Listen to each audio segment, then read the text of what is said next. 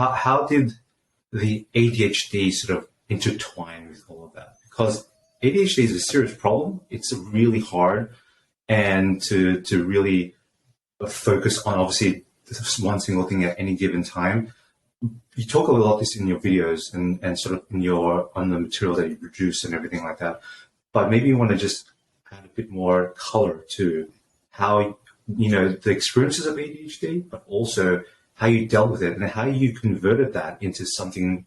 Instead of fighting against it, using it as a tool. Yeah, it's interesting because a lot of people, like for myself, I thought about my ADHD as a weakness for a really long time, that it was the reason that I was struggling because I couldn't focus, as unreliable, as undisciplined, all these things. I could point to ADHD and be like, well, it's because I'm this, right? Like I can blame that. If only I was normal. And the reality is that like in every aspect of life, everything is a coin. There's two sides to it. And we get to choose which side of the coin that we look at. It's the yin and the yang, the Zen philosophy of like duality.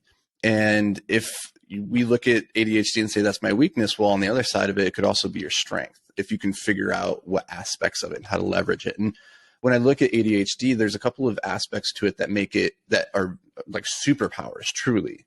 Right? Like the ability to pattern recognize is like off the charts for people with ADHD. The ability to ideate, the ability to get hyper-focused and obsessed down like in an extreme state on a singular topic for extended periods of time.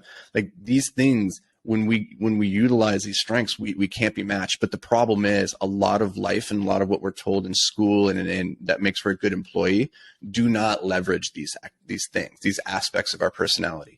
And so we go through life thinking, oh, I'm a failure. I don't fit in. And like, this is a weakness because you're playing the game wrong. You're playing the wrong strategy, it's like, you get to be the RPG and you get to make your character.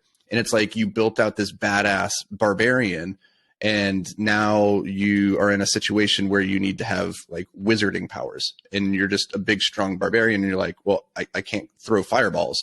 Right. And so in that context, you're like, I'm not cut out for this world. But there is a context in which being the barbarian is a really good thing. So you just have to go and find the games that lend themselves to your strengths. And then you need to, and this is the cheat code that I don't talk about as much as I should. And I probably need to like start baking this into the content a bit more, is understanding that you will never be good at those things that you are inherently bad at. As somebody with ADHD, like no matter how hard you try, like you will probably always really suck at them. And so you can either try and shore that up and make yourself better at them, which is something that is, worthwhile, or you find people that are really good at those things that you really suck at. And you build out your team in a way where you don't have to do those things that you would naturally be disinclined towards. And then you focus on what you are great at. And that was the great thing about entrepreneurship is you can build your team in that way, right? Like in the beginning, you're kind of doing everything. But as soon as you start bringing people on, the first people you should bring are the ones who have collaborative skill sets, the ones who you look at and you're like, you're really good at the things that I suck at. And together, we're going to be way more powerful than we would be if we were individuals. And so that's really big, is just recognizing you do have superpowers.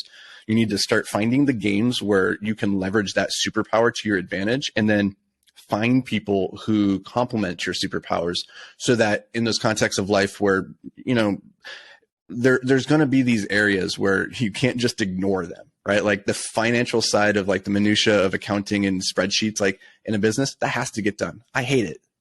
But if I have a partner who loves that stuff, awesome. Now we're cooking. I can focus on the things that I'm really good at. So just recognize, I think, with entrepreneurship that you can change that game. And most people, I don't think that they realize that, especially when they're working a job for somebody else, because that person's telling them what your job role is and what's expected.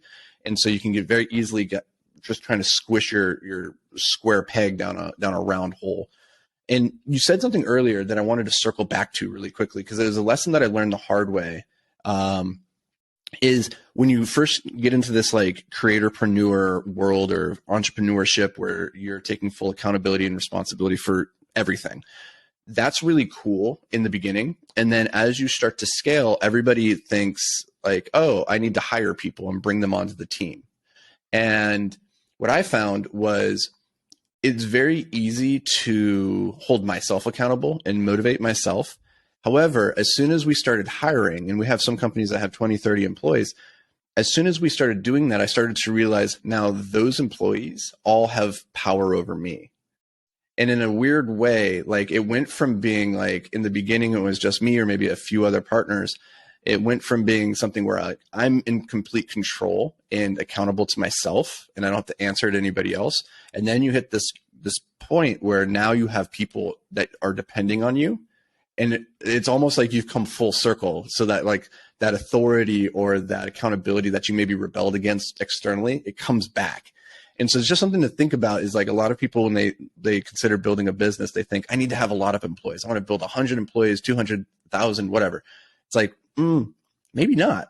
Like I've come to the realization that the businesses I enjoy building the most are small teams, really small teams, where the line of communication is direct between me and, the person. So like that's less than 7 people per team, because you can't handle a node of network larger than that. So just something to think about.